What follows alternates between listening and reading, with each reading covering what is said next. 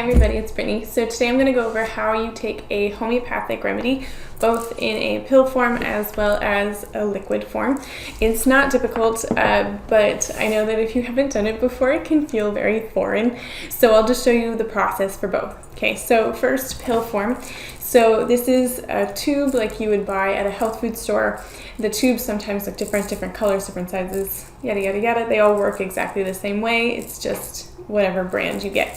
So to get the pills out, you actually turn the remedy bottle upside down and you twist the cap. And you will find that the pellets come out the bottom. Okay, so there's 2 pellets in here. So if you were prescribed 2 pellets, you just pull the top off and then swing it back down. All right, now the only thing to know with the pills is that this is especially true if you have kids. So you don't want to take the cap off and then like put it in your hand and give it to your kids, or throw it down that way.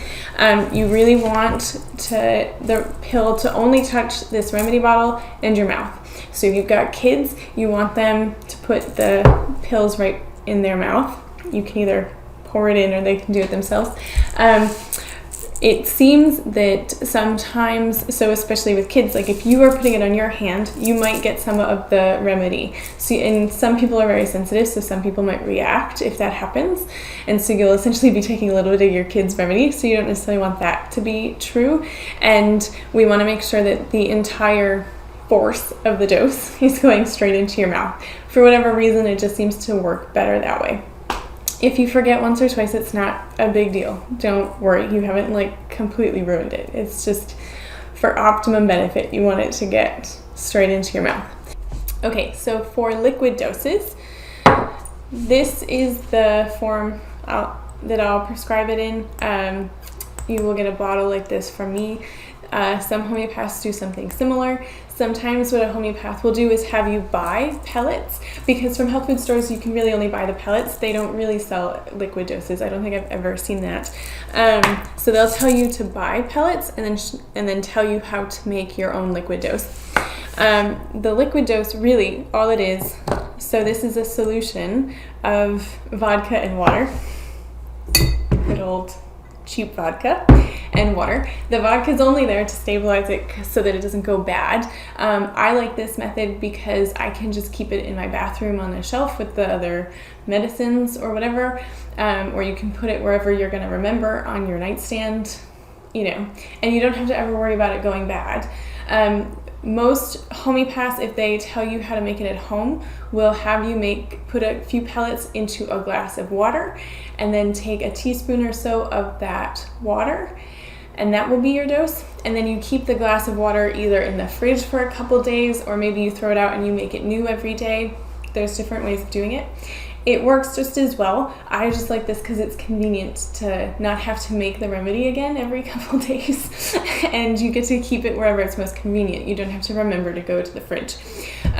If you decide to make it with vodka, the way to make sure it's not going to go bad is you need at least 60% vodka, and the rest will be water. So I like to do 75% just to be safe, and then fill the last quarter with water. You do need some water, otherwise the pellets are not going to dissolve. Right, so to make a liquid dose, really all you do, take your pellets, you pour it in the jar, and now you have a remedy.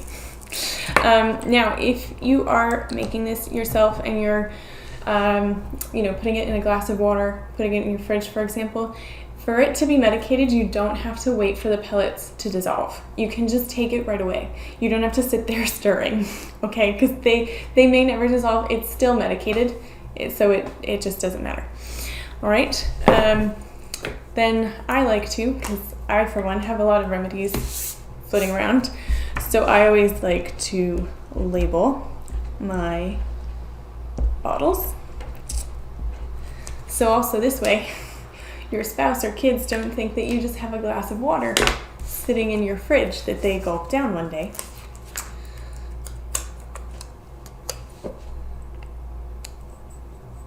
Right? Now I like to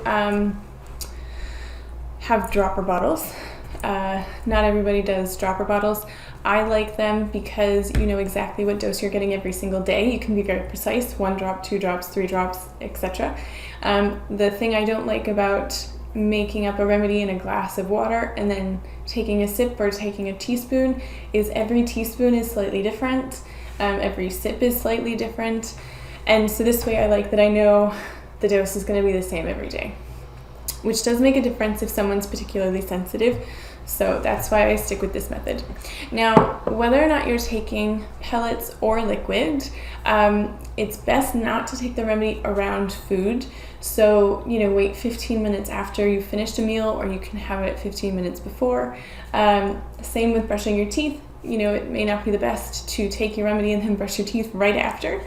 The idea is just that the mouth is clear of other potentially interfering things. But again, this is about optimal dosing. So if you always forget, and the only way you'll ever take your remedy is if you have it with your meal or right with brushing your teeth, do it. It's better than not taking your remedy. But again, it's best for optimal dosing to get it slightly away from meal or brushing your teeth. Similarly, some homeopaths will have you stop things that often interfere, so that can be mint or coffee. And the idea is that they act strongly enough on the body that they can essentially reduce the effectiveness of the remedy. I think that often ends up being very individual. So some people will find that their remedy doesn't work as well if they have it and they are also having coffee, but not everybody. And since I am someone who loves my coffee, I would never ask my patients to give it up when I don't know if I could do that, quite honestly, and still be a good homeopath anyway. I'd be so brain dead. So I generally just tell people to continue whatever they've been doing, and then we add in the remedy. If the remedy doesn't seem to be working well, then maybe we can have a discussion about whether or not they notice it works well, and then you have a cup of coffee and then suddenly your symptoms are coming back, or you know, you sniffed some mint essential oil and then your symptoms came back. That could be a sign that those strong influences are starting to affect how strongly the remedy is working. But so keep that in mind. You may find a homeopath who will recommend you stop coffee and mint and other sort of strong influences like that. Okay, but so that's how to take a remedy. Till next time, bye.